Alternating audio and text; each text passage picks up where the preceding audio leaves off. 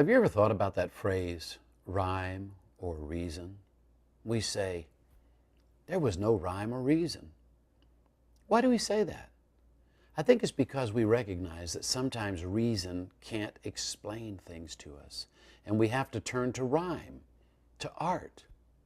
In fact, we have a phrase that we use when we can't explain life. We go, that's life. We recognize that there is a mystery to life that we can't explain. Logic fails us. Maybe this is why Proverbs says, lean not on your own understanding, because you're not going to be able to understand everything that happens in your life. To try to explain the absurdities of life is to reduce them to an equation. I mean, what does a giraffe or a duck-billed platypus mean? There is no meaning except that they are. The same is true of you. You are. God made you, and that's enough.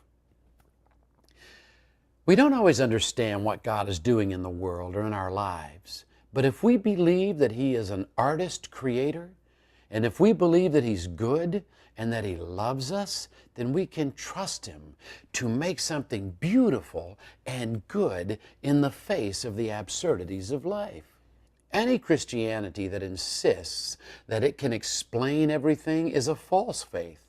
Just isn't possible. It's only in the last century or so that we've had this crazy idea that Christianity can explain things.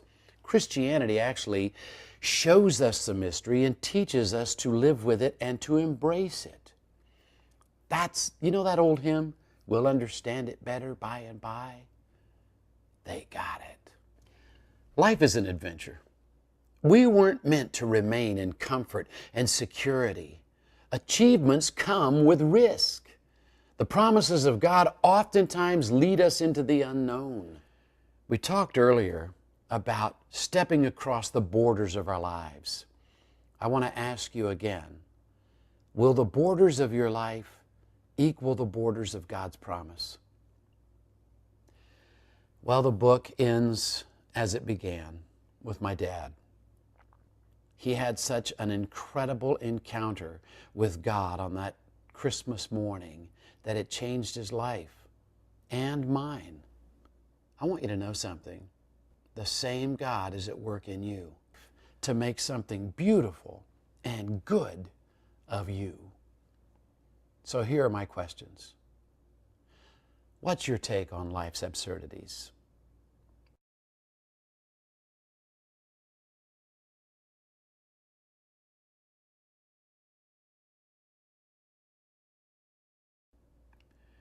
Where can you trust God, and where do you struggle with trusting God?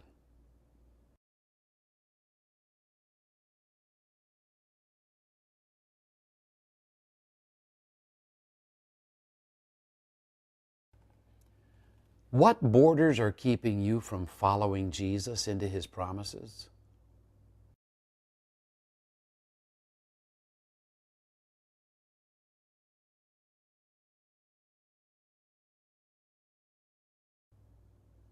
And lastly, what does your best life look like?